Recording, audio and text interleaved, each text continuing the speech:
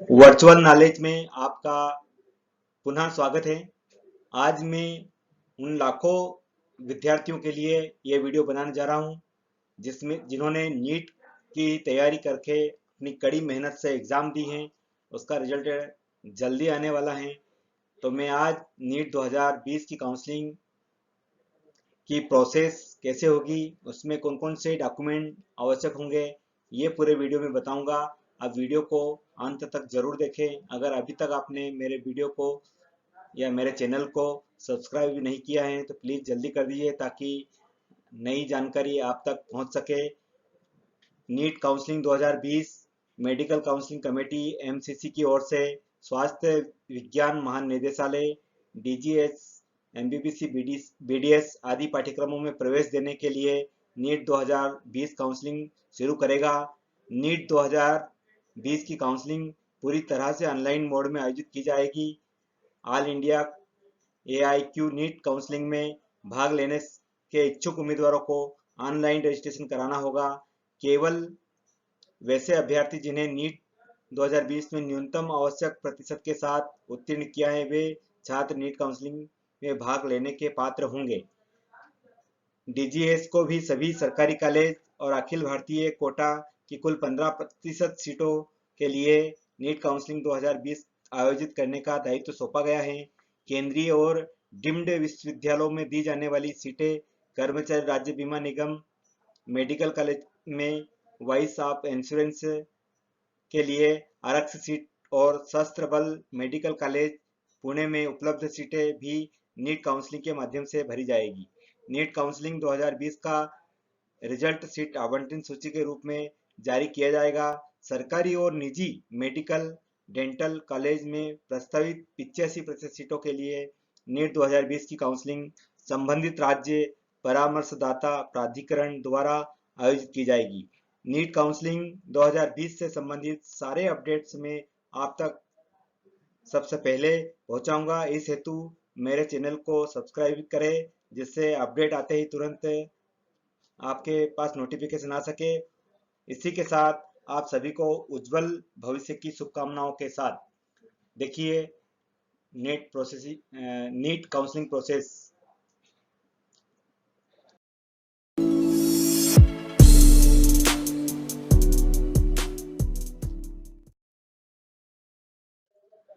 दोस्तों, सबसे पहले रजिस्ट्रेशन प्रोसेस हमें करना पड़ेगा। जो विभाग की साइट है www.mcc.nic.in, इसमें हमें जैसे इसको लॉगिन करेंगे तो अंडर ग्रेजुएट मेडिकल कोर्स पर हमें जाना है, क्लिक करना है, क्योंकि एमबीबीएस और जितने भी नीट के द्वारा एडमिशन होते हैं वो अंडर ग्रेजुएट कोर्स होते हैं। इसमें जैसे हम लॉगिन करेंगे तो अंडर ग्रेजुएट मेडिकल काउंसलिंग में जाएंगे, फिर न्यू रजिस्ट्रेशन पर क्लिक करेंगे जैसे मैंने दिखाया है यहाँ पर। इसके बाद कुछ डाटा फिल करेंगे और नेक्स्ट बटन हम क्लिक करते ही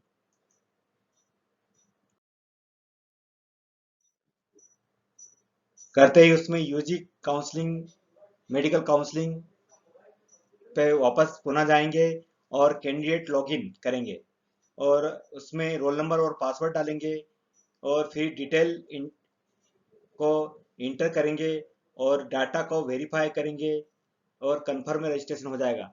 मैं यहाँ पर एक महत्वपूर्ण बात बताने जा रहा हूँ, क्योंकि जब हम जो डेटा हमने एंट्री किया है उसको वेरीफाइड करना बहुत ज़रूरी है।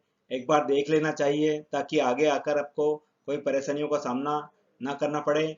क्योंकि जैसे ही हम फर्स्ट एंट्री रजिस्ट्रेशन करेंगे तो आपके मोबाइल में उसके यूज़र और पासवर्ड आ जाएंगे। उससे लॉगिन करने पर ये डिटेल सारी भरी जाएगी और लास्ट में जब हम कंफर्म रजिस्ट्रेशन करते हैं तो हमें अच्छी तरह से उसे देख लेना चाहिए कि कोई गलती तो नहीं है, कोई डॉक्यूमेंट में स्पेलिंग में बहुत सारी चीज़ें हैं, ये कंफर्म कर लेना चाहिए। इसके बाद मैं बता रहा हूँ आपको कि नीट काउंसलिंग में भाग लेने के लिए या उसमें प्रवेश लेने के लिए आपको कौन कौन से डॉक्यूमेंट की आवश्यकता होती है।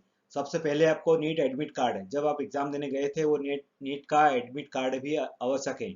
इसके बाद नीट रैंकिंग कार्ड है, जब अलॉटमेंट हो जाएगा और एक रैंकिंग का कार्ड प्राप्त होगा आपको, वो कार्ड भी आपको लगेगा। इसके बाद 10वीं और 12वीं की मार्कशीट एवं सर्टिफिकेट आपको लगेगा। फिर इसके बाद आईडी प्रूफ कोई भी हो सकता है, आधार कार्ड हो सकता है, आपका वोटर आईडी कार्ड हो सकता है, पैन कार्ड हो सकता है, ये इस प्रकार से आईडी प्रूफ लगेगा। इसके बाद 8 पासपोर्ट साइज के फोटोग्राफ से वही होना चाहिए जो नीट की एग्जाम में आपने यूज करे थे या एडमिट कार्ड में आपने यूज करे थे, उनको आप कलर में प्रिंट करवा कर 8 फोटोग्राफ भी रखें। इसके बाद प्रोविजनल अलॉटमेंट लेटर, जब हम चॉइस फिलिंग करने के बाद हमें एक प्रोविजनल अलॉटमेंट लेटर प्राप्त होगा, वो भी आपको संभाल कर रखना है।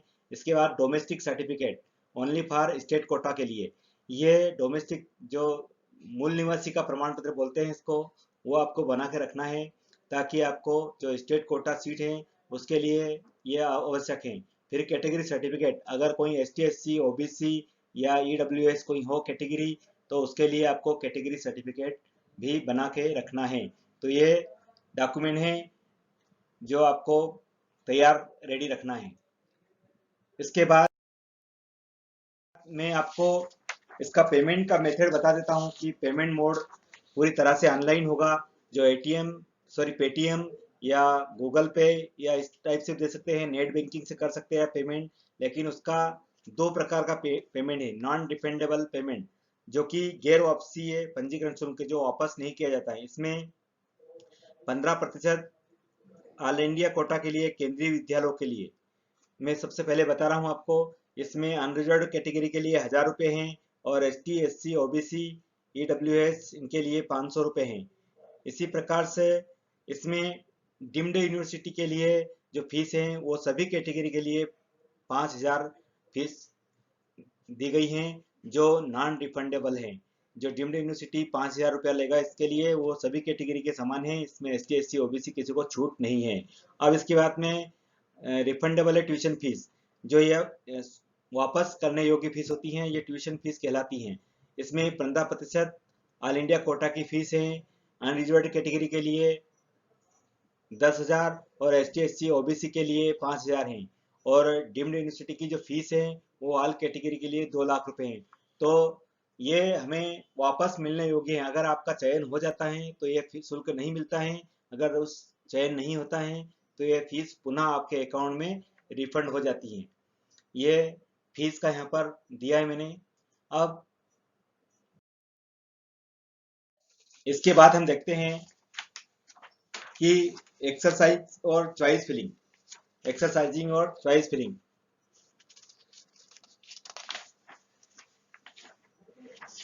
अब इसमें पंजीकरण के बाद उम्मीदवार को पाठ्यक्रम का चुनाव करना होता है, जिसे fill detail choice filling course and give preference of college, इसमें चुनाव करना होता है। संस्था में प्रवेश लेने चाहते हैं उसे वरीयता देना चाहिए। सभी संदर्भों को भरते समय कॉलेज की एक सूची प्रदर्शित की जाएगी, जिसे वेब विकल्प भरते समय संदर्भ के रूप में इस्तेमाल किया जा सकता है।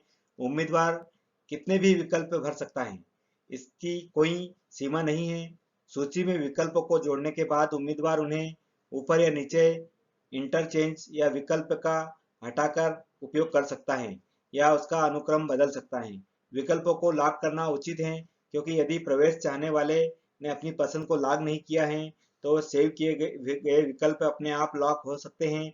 यदि कोई सेव किए गए विकल्प नहीं है तो यह मान लिया जाएगा कि उम्मीदवार ने कोई विकल्प नहीं चुना है, और परिणाम स्वरूप नीट सीट आवंटित राउंड 2 के समय इस पर आपको कोई विचार नहीं किया जाएगा। तो ये विशेष आप ध्यान रखें।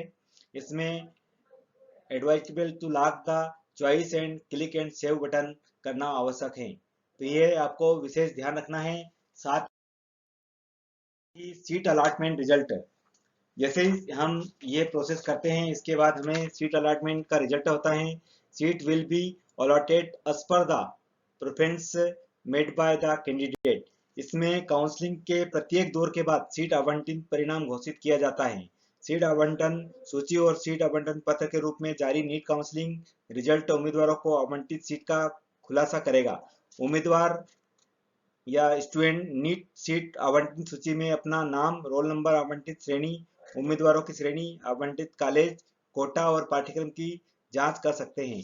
सीट अलॉटमेंट लेटर एक महत्वपूर्ण दस्तावेज है, जिन्हें आवंटित कॉलेज में या अन्य दस्तावेज के साथ रिपोर्टिंग के समय ले जाना आवश्यक है।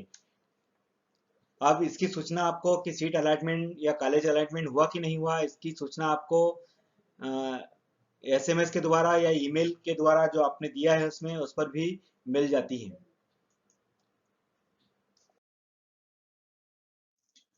अब देखिए, रिपोर्टिंग टू अलॉटेड कॉलेज। अब आपको जिस कॉलेज आपको अलॉट हुआ है उसमें रिपोर्टिंग करना है। बच्चों, इसमें आपको एक विशेष ध्यान रखना है, जिस समय में, जिस डेट को, जिस दिन ये आपको रिपोर्टिंग करना है उस दिन को आप मिस ना करें, क्योंकि ये बहुत महत्वपूर्ण टाइम लिमिट होती हैं और इसके बिना कॉलेज अगर एक दिन भी लेट होते हैं तो आप कॉलेज में एडमिशन नहीं ले सकते हैं। Candidate must report at the college with in the time limit.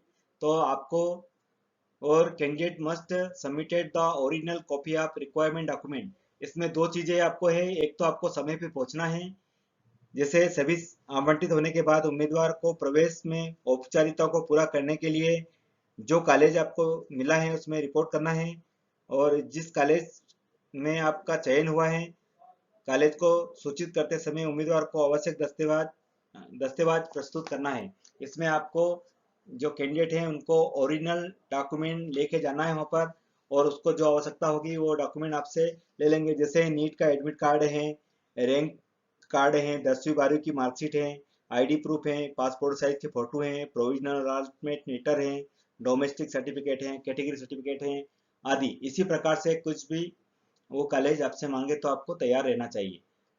धन्यवाद दोस्तों। आज मैं नीट का नेक्स्ट वीडियो जल्दी आपसे शेयर करूंगा। जैसे ही काउंसलिंग की प्रोसेस होगी नया वीडियो आपको देखने को मिलेगा, इसलिए अभी तक मेरे चैनल को आपने सब्सक्राइब नहीं किया है तो प्लीज़ कर लीजिए, ताकि अगला वीडियो आपको तत्काल मिल सके।